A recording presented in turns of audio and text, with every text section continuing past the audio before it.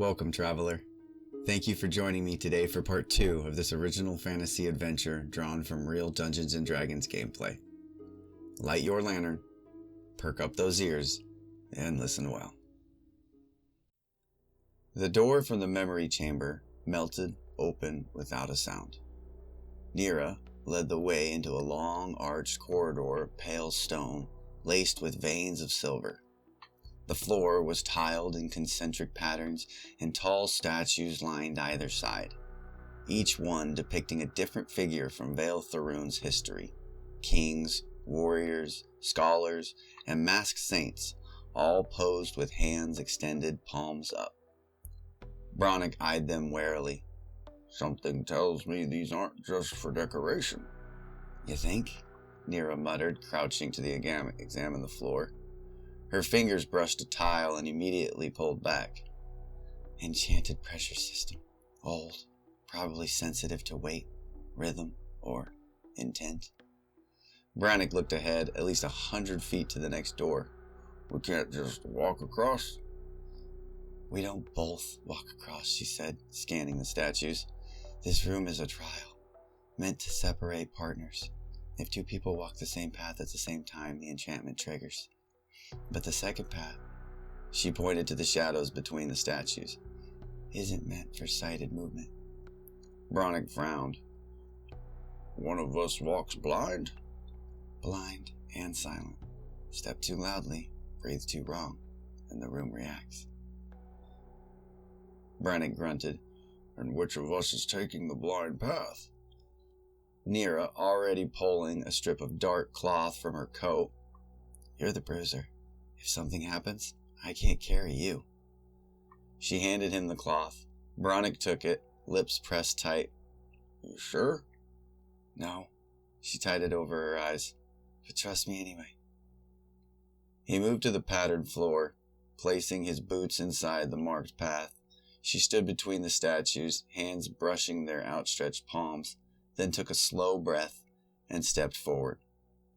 It began. Each of Brannick's footfalls triggered a subtle chime from the tiles beneath him. Behind her blindfold, Nira listened, counting beats, feeling the rhythm, timing her own movements to the soft sounds he left behind. The statue's palms grew warmer as she passed, testing her pace, her composure. Midway through, something shifted. The statues turned. Not all, just one. On Bronick's side, a warrior with a shattered sword shifted his head toward him, its mouth cracked open. A voice echoed, not aloud but inside his skull. You've killed for coin, lied for friends. Would you burn for her? Bronick froze mid-step. He grit his teeth. Yes, he said aloud. Nira twitched in the shadows. What?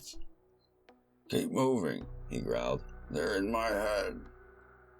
Another statue turned, a priest this time. You gave up your brother. You watched him fall so you could climb. That was a war, Bronick hissed. And now this is a vault. What makes you think he'll survive this better? He took another step, firm and slow. Because this time, someone needs me. The pressure shifted. The voices faded. The door at the far end glowed softly, and the last two statues opened their hands. Within each was a crystal key, one black, one white. Nero pulled off the blindfold and exhaled shakingly. You all right? Bronick's jaw was tight. They like to dig. They always do, she said, stepping forward to take the white key. He took the black. They stood before the next door. On 3. 3. They turned the key in unison. With a rumble of old stone and parting magic, the vault opened into darkness, lit only by a soft blue glow ahead. The Chamber of Bells. Long after Nira and Brannick vanished through the twin-keyed door, a faint ripple shimmered across the edge of the patterned floor. It wasn't sound or motion, but something missing, as if air forgot to exist in a narrow trail winding between the statues. Then, with no fanfare, the ash cloak stepped into view. They did not use the pressure tiles. They did not take the blind path. They simply appeared, as if the room had never noticed them entering. Cloak wrapped tight, their face hidden behind a shifting gray mask, the ash cloak moved to the center of the chamber. They stopped before the statue that had spoken to Bronick, one hand resting lightly on its chest. The stone cracked under the touch, blackening as if kissed by fire, though no heat could be felt. A voice, soft and genderless, rose from the mask. Too much talk, too much hesitation. They knelt and placed a small glass prism at the center of the floor.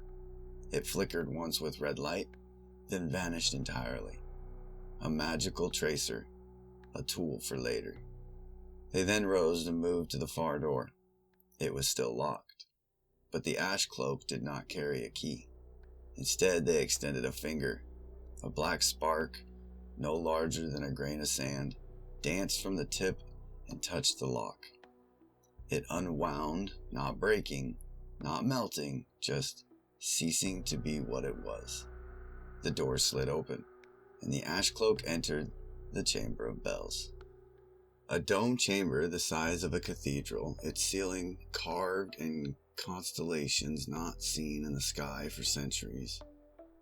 The thin threads of magic, like starlight spun into silk, hung from above, dozens of them, each connected to a suspended silver bell. There was no floor, only a thin stone bridge, barely 2 feet wide, that wound across a void of swirling magic, raw, unformed, and luminous. A misstep here wouldn't mean a fall, it would mean obliteration. Bronick stared down into the glowing abyss and muttered, "You got to be kidding me." Nira didn't answer. Her eyes were locked on the center of the room, where the bridge ended at a floating dais. Atop it sat a black crystal pedestal, and resting inside, a tiny silent silver bell with no clapper. It looked so simple, so still, yet the air around it hummed, a quiet, nearly imperceptible vibration that tickled the spine and stirred the senses. It was not a sound you heard, it was a sound you remembered. Nero whispered, "The shard of silent bells." Bronick nodded once. "We're close." Then as they stepped onto the bridge, something shifted. A soft ting echoed from above, not from the prize, but from one of the hanging bells high in the dome. Then another, and another. The room began to sing. It was not music in any human sense, it was memory given shape. The voice of old things, broken oaths, lost names, forgotten cities. Nira's knees nearly buckled. "It's testing us." Bronick clutched his head. "It feels like someone's stuffing my brain full of other people's lives." "No," Nira said, breathing heavily. "Not other people's, ours. It's dredging our past." Across the room, the ash cloak entered in silence, pausing just before the edge of the bridge. The bells did not ring for them. They simply watched. Nira reached out a hand for balance, her other clutching her coat tightly. "We need to walk together," she said, "perfectly in step, or the bridge collapses." Bronick nodded, sweat glistening on his brow. "All right, I trust you." Each footfall had to be exact, each breath timed. The bells reacted with every move, trembling, whispering memories. Nira's hands bloody in the snow, Bronick's kneeling at a burning gate, a golden ribbon torn in half, a masked woman's smile, a promise. But they didn't stop. Halfway across, Nira faltered, just for a heartbeat. One bell screamed and a pulse of force shook the bridge. Bronick caught her wrist. "Focus," he growled. "You're not that girl anymore." She looked up at him. "Neither are you." They stepped again and again. At last they reached the dais. The shard was before them, silent and waiting. And just as Nira reached out, fingers trembling toward the bell, the voice of the ash cloak, calm and cruel, echoed across the chamber. "Well done." They turned. The ash cloak stood at the bridge's edge, not moving, not threatening.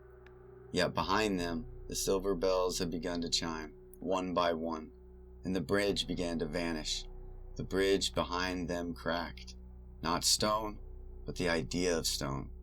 Vanishing thread by thread into the swirling magical void, bells screamed in sympathy, and light from the ceiling constellations flickered like dying stars.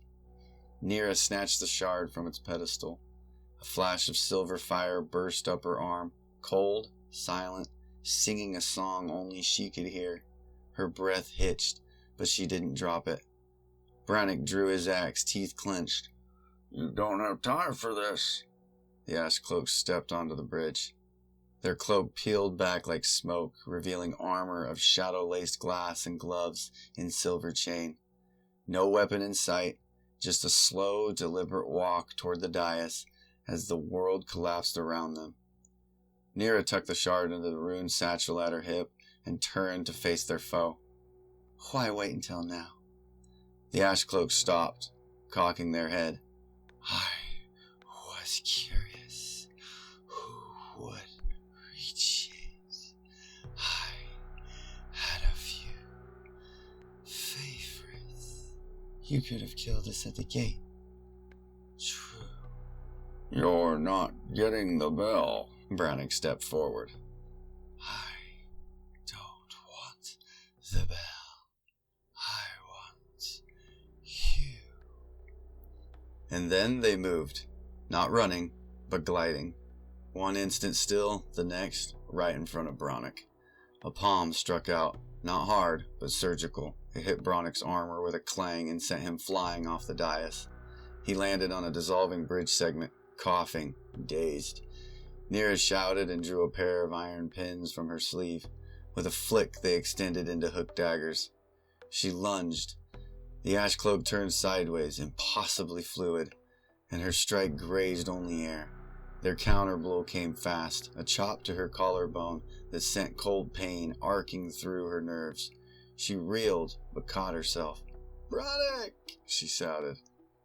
He groaned. "Working on it!" He hurled a throwing axe, dead on. The ash cloak flicked a wrist.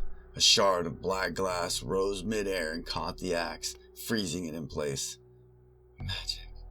No," the ash cloak said softly. "Discipline." Then the real fight began. Nira moved like a storm, daggers flashing, cloak flaring, dodging and striking with assassin-trained grace. The axe cloak countered with flawless precision, each movement a redirection, each step calculated. The chamber echoed with clashing spells, skidding boots, and the ghostly ring of bells. Brannick climbed back up just as the last segment of bridge cracked behind him. He flanked the ash cloak with a roar, swinging wide.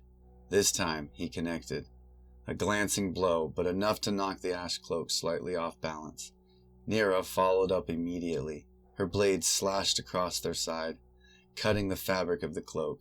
A shimmer of magic flickered and hissed. The ash cloak stumbled. They raised a hand, prepared to cast something deadly, but the shard pulsed. A silver shockwave burst from Nira's satchel, disorienting everyone, ash cloak included. The bells stopped. Silence, pure and heavy, fell over the room. Then the chamber began to truly collapse. The bridge unraveled in sheets. The void below surged upward like a storm. "Go!" Nira screamed. Brannick tackled her toward a glowing ruined door, now pulsing open behind the pedestal. The ash cloak reached for them, just as a bell above unraveled into light and crashed downward. They vanished in silver flame. Nira and Brannick tumbled through the doorway into a pitch-black tunnel of flickering wards and teleportation sigils. Safe. For now. Brannick rolled to his back, groaning, as the portal behind them blinked out with a sigh. The last echoes of the vault sealed away with a throb of magic and dust. For a long moment, neither of them spoke. The tunnel they'd landed in was dim, barely more than a natural fissure, its walls marked with ancient arcane sigils, some long faded, some still pulsing faintly. An old escape route, maybe. Smuggler's tunnel, forgotten gods only knew. Brannick sat up slowly, wiping blood from his lip. So that went well. Nira didn't answer right away. She sat cross-legged, head bowed, her fingers resting on the satchel. The shard of silent bells inside was still, no glow, no pulse, but its presence clung to the air like a perfume of memory and threat. She finally said, "That wasn't a thief. That wasn't a mercenary. That was someone trained to erase people." Bronick nodded grimly. Felt like fighting a shadow that knew my heartbeat. They weren't there for the artifact. They were there for us. Elevin. No. She wants the bell. Whoever that was, they want to control the people who hold it. She looked up at him, tired, bruised, and sharper than he'd ever seen her. "You okay?" He winced, checked his shoulder, and nodded. Sore, but alive. Nira's fingers tightened around her dagger handle, then loosened. "You stepped in. Took the hit?" You'd have done the same, he said. "Maybe once." Bronick leaned his head back against the stone and let the silence stretch. After a minute, he said, You ever think about walking away from all of this? No bolts, no curses, just disappear? Nira gave a dry laugh. "Sure, all the time." And? She turned her gaze to the tunnel ahead. "And every time I try, I remember I'm the only one left who knows how to pull this kind of job without getting half the city blown up." Bronick grinned. That's almost noble. "I'm not noble," she muttered. He looked over at her. You didn't leave me behind. "You're useful, Bronick." I know. They sat a little longer in the quiet. Then Nira stood, rolling her shoulders. "Come on. The tunnel's not going to walk itself. We need to find out where this exit is. And if Elephant's still waiting, with a smile and a knife." Bronick rose. Just once, I'd like to find a job that ends with wine and a tavern. "Get us out of here alive. And our first round's on me." Eleven stood in her private study, a vaulted room of smooth obsidian and ivy-choked windows. Magical light flickered gently across the ceiling, casting long shadows that danced like watchful spirits. A single glass of red wine sat untouched beside her on the table. She didn't move to drink it. Her eyes were on the scrying mirror, a shallow silver basin filled with still water, now gone dark. She had watched the chamber collapse, watched the shimmer of the shard vanish from sight, watched the ash cloak burn beneath the falling bell, and now, nothing. Behind her, the softest knock. She didn't speak. The door opened anyways.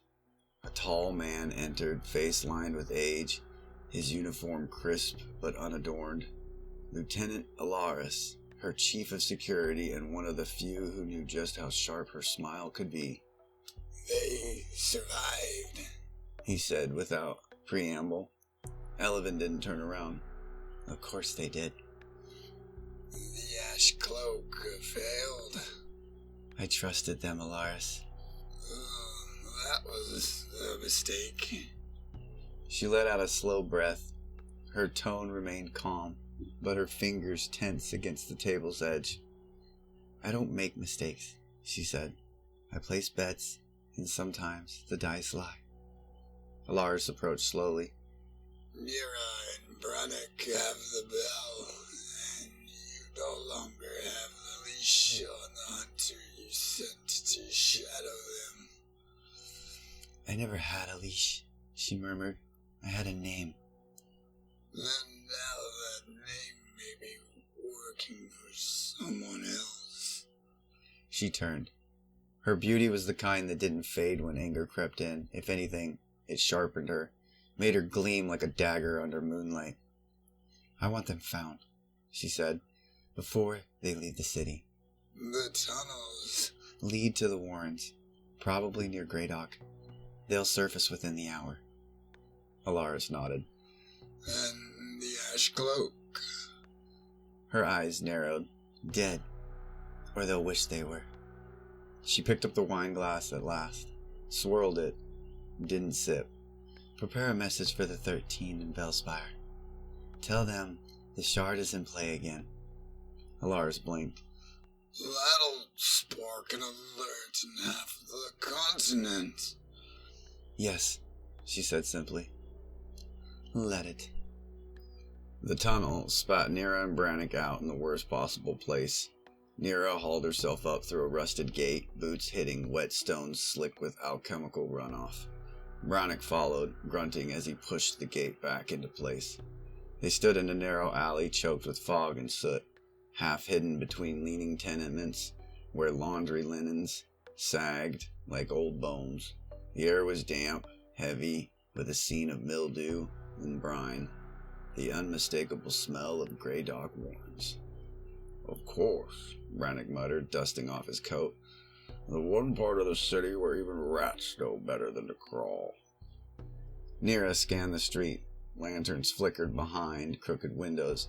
A distant boom of fireworks still echoed from the upper tiers, reminding them that the festival raged on far above, blissfully unaware of collapsing vaults and burning shadows. Keep your hood up, she said. Helevin's reach doesn't end just because we're out of the tower.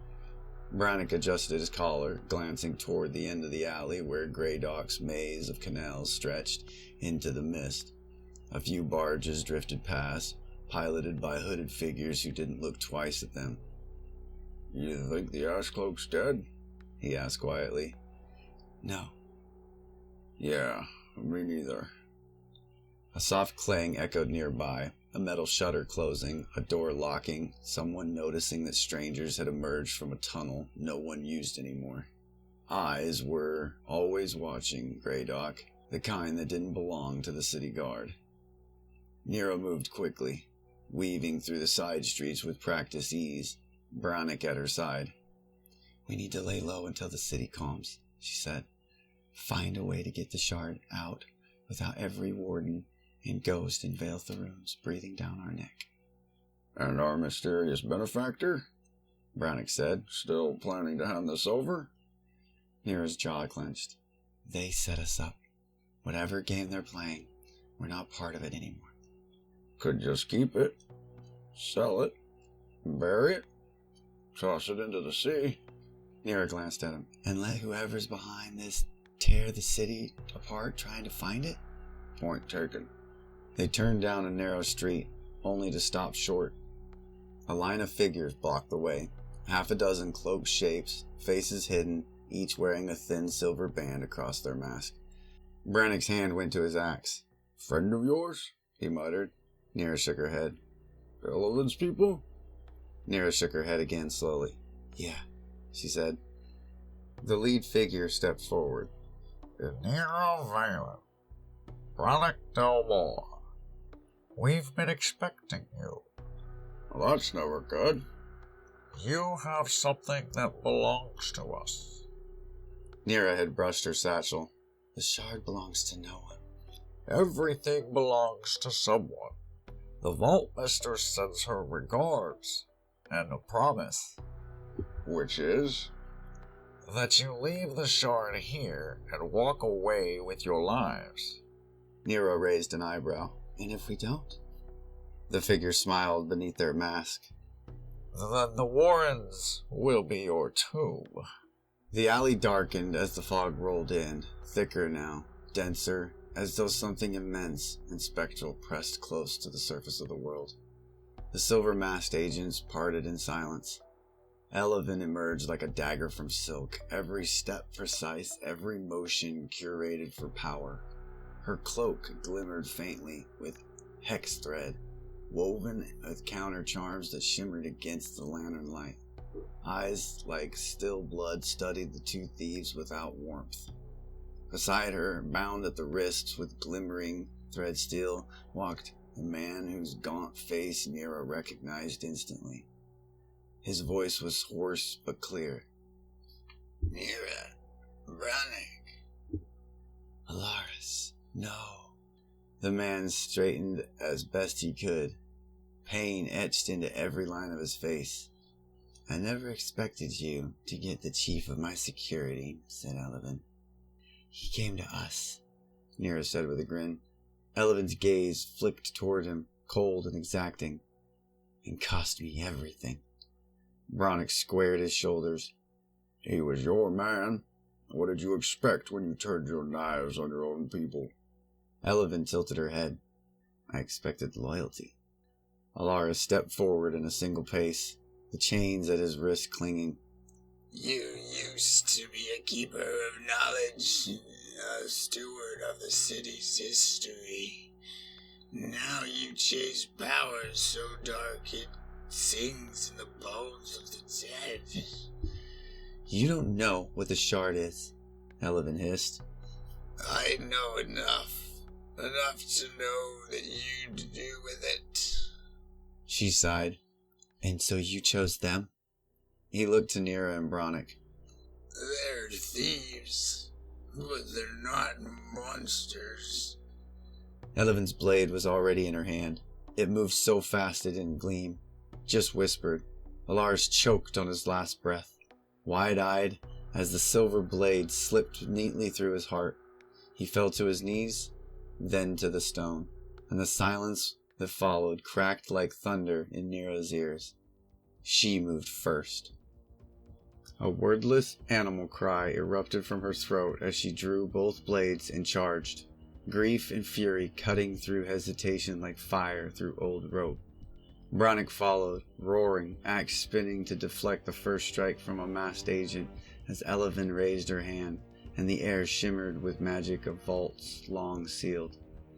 The final battle had begun. Steel against spell, blood against ambition, and deep in Nira's satchel the shard of silent bells hummed louder than ever. The alley was blood and fire. Nira and Bronick fought like myth, steel singing and boots hammering stone, but they were slowing. Bronick's chest bled freely from the rune slice, and his breath came ragged and short. Elevin was a storm made flesh. One by one her agents fell. She weaved through ruin, spells lashing like serpents, blades slashing with surgical cruelty. A gash opened across Bronick's arm, then another at his thigh. He dropped to one knee. Relic! Nira cried, ducking a blast of crackling green magic. I'm fine. He wasn't, and Elevin saw it. She turned on him like a hawk diving for the crippled, but Nira leapt between them, both blades up. They crashed, again, harder than before. Elevin's fury was no longer cold. It was personal. You don't know what the shard can do, she screamed. You don't understand what we could unlock. I understand that you kill anyone who doesn't kneel. That's enough. Elevin struck low, fast, but Nira turned her body, took the cut on the shoulder, and plunged one blade into Elevin's stomach. Elevin gasped. Nira twisted. Then as Elevin staggered, Nira pulled the shard from her satchel, glowing now, burning even. Goodbye, Elevin, she said. She stabbed the shard directly into Elevin's chest. There was no scream, only silence. A silence so deep it cracked the world around it, a bell that rang only in memory. Elevin collapsed, hands open, eyes blank. The vault mistress of Vale Tharoon was no more. Nira fell to her knees beside Bronick. He was pale, too pale. Blood soaked through his side and pooled around him. He gave her a half grin through the pain. Well, that sucked. You're not dying, she snapped, tearing fabric to press against his wounds. Didn't say I was, he murmured, eyes fluttering. She looked around. No guards, no Elevin, only the dark alleys of the Greydock Warrens, and the weight of the shard still glowing faintly. Nira pressed her forehead to his. Hold on, she whispered, just a little longer.